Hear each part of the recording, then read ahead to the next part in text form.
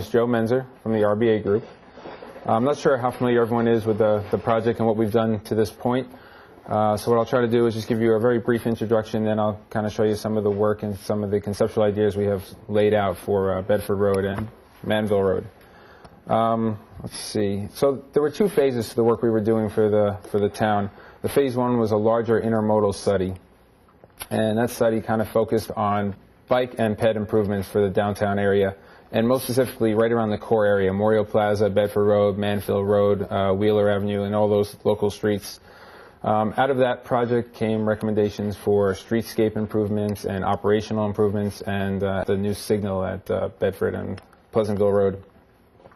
The one outlying intersection that we are also working on now that also came out of that initial planning phase is Manville Road and Pleasantville Road, so a little further down over the state highway. Memorial Plaza itself, at the end of the planning study, it was decided that Memorial Plaza itself needed a bit more long-range thinking, so that did not make it into the second phase of our project. Our project really focuses on the access roads to Memorial Plaza and not the complete redesign of Memorial Plaza itself.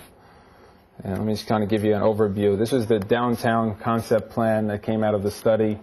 And as you can see, there's improvements all along Manville and Bedford Road. And the core work, again, in Memorial Plaza itself, this is as far as it was taken. We provided a couple different concepts for that area, but our work is really just focused on the access roadways. And we'll look at it a little bit closer in a minute, but the biggest change you'll see is at the northern end of Memorial Plaza. You'll see that the slip lane that left Memorial Plaza and headed on to Manville Road has been removed, and a larger, more robust plaza is being created up there.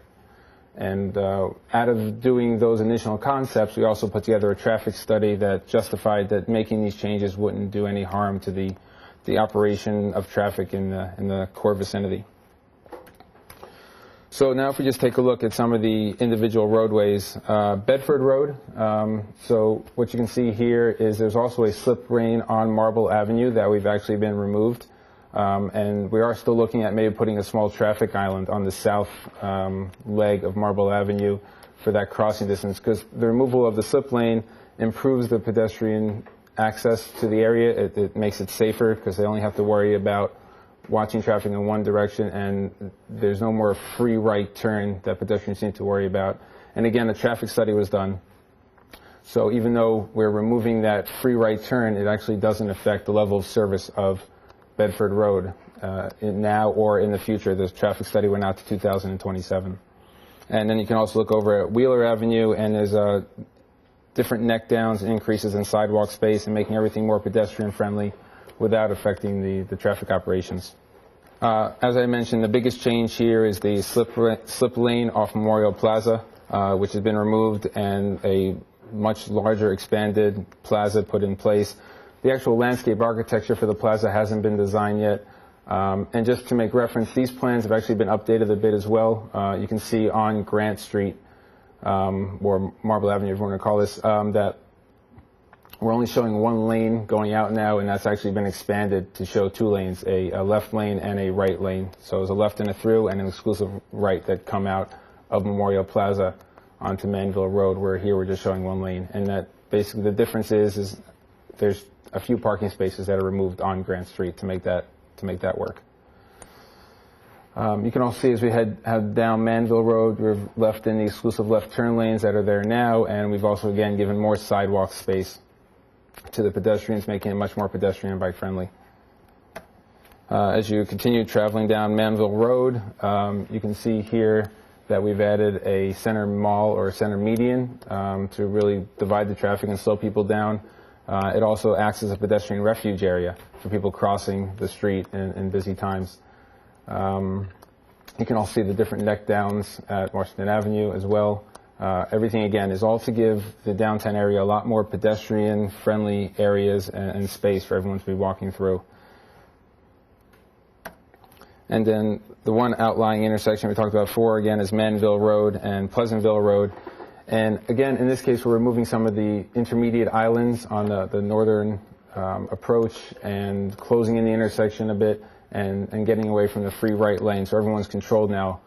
And there's a series of traffic signal changes that go along with these physical improvements, again, to make sure that the level of service of all these roads isn't affected by these changes, and at the same time making everything much more pedestrian friendly. All this that I've kind of showed you has already been to the Board of Trustees and the Mayor. They've all seen most of this information.